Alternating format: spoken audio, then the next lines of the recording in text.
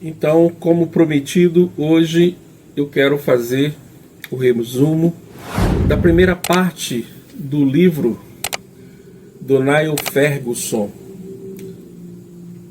Civilização, Ocidente versus Oriente. Muito bem. O Niall Ferguson é um grande historiador. Esse livro ele tem um desenvolvimento histórico aqui incrível e também cheio de bibliografia. Isso é muito importante. E enfim, pessoal, nós precisamos pensar, nós precisamos de pensadores. Existem muitas pessoas aqui na internet apenas falando da política do dia a dia. Tudo bem, eu já falei, é importante, mas nós precisamos discutir esses problemas. Nós, quando formos nos apresentar à sociedade, nós precisamos levar soluções. É claro que nós somos conservadores, queremos manter aquilo que funciona, a família, os valores ocidentais, aquilo que é permanente na sociedade humana, que é bom, que já foi comprovado, que já deu certo, isso nós queremos manter. Uma outra coisa é como é que as pessoas vão viver, como é que nós vamos tirar milhões de pessoas da pobreza, da dependência do Estado. Então, gente, olha, os economistas conservadores precisam começar a falar, as pessoas que vão elaborar esses planos, esses projetos, precisam já estar discutindo com a sociedade tudo isso, para que então nós possamos então ser viabilizados. Entendeu, gente? Então é por isso que eu quero trazer essas discussões. Hoje eu estou falando desse livro, que aqui eu creio que é um bom passo para que a gente entenda o que aconteceu. É um livro muito atual. Por que por 500 anos nós somos hegemônicos no Ocidente? Porque é no Ocidente que estão as maiores universidades, as melhores universidades. Porque aqui que ainda hoje se constrói tanta tecnologia de ponta? E por que é que os Estados Unidos, por muito tempo ainda, será a nação que está conduzindo esse processo? Creio que aqui é um ponto inicial para que a gente possa entender. É claro que essa situação ela é muito mais complexa, ela precisa de um aprofundamento muito maior, eu entendo isso.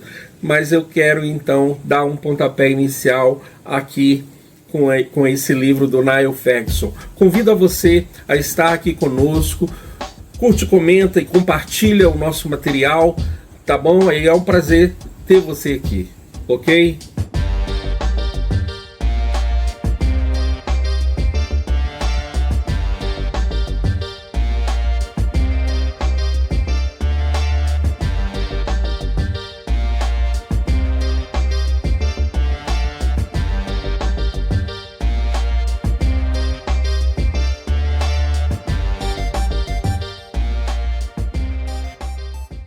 Você já parou para pensar por que o Ocidente, essa pequena parte do mundo chamada Europa, conseguiu dominar o planeta por mais de 5 séculos? Como foi que uma região cheia de conflitos internos, sem grandes recursos naturais, cercada de guerras e epidemias, se transformou no centro da ciência, do poder militar, da economia global e da cultura dominante? E mais, será que esse domínio está com os dias contados?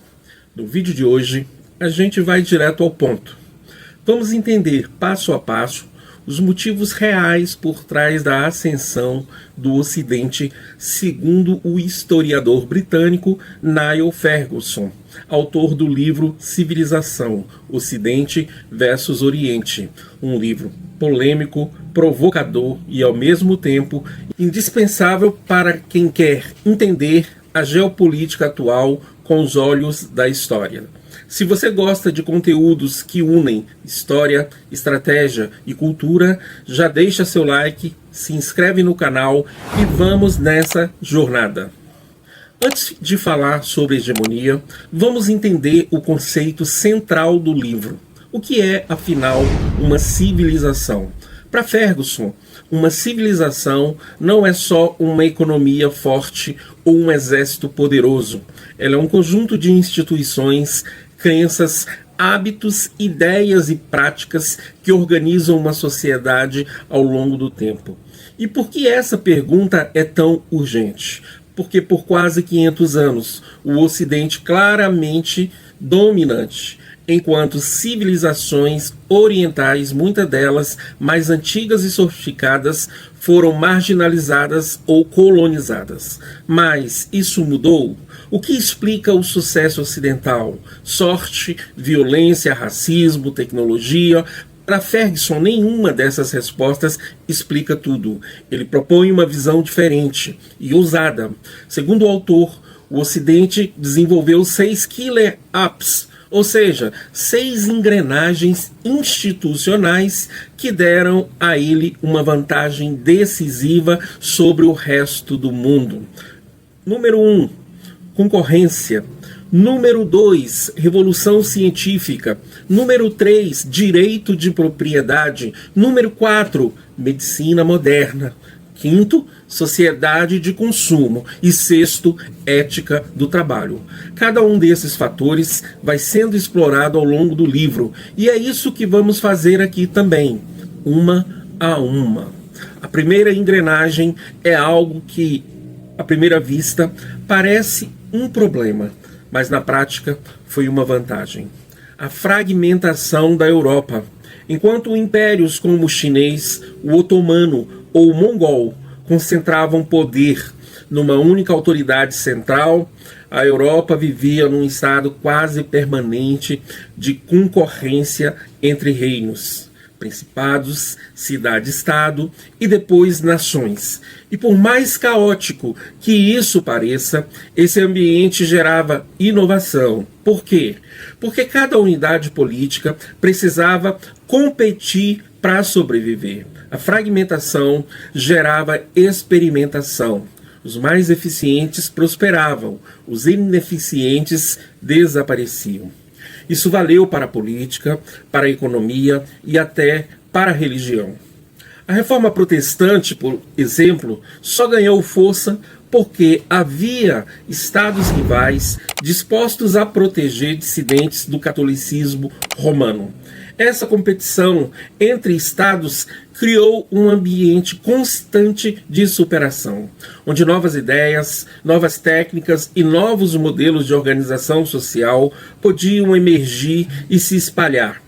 O segundo aplicativo do sucesso ocidental foi a Revolução Científica. Enquanto em outras partes do mundo o conhecimento era baseado na autoridade, na tradição ou na religião, na Europa começou a surgir um novo tipo de saber, o saber experimental.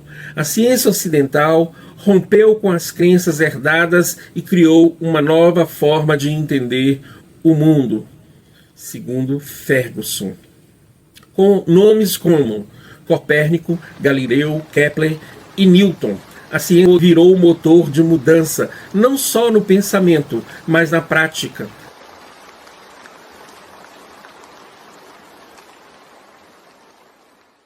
Cálculo, navegação, engenharia, armas de fogo, impressão de livros e, mais tarde, a Revolução Industrial.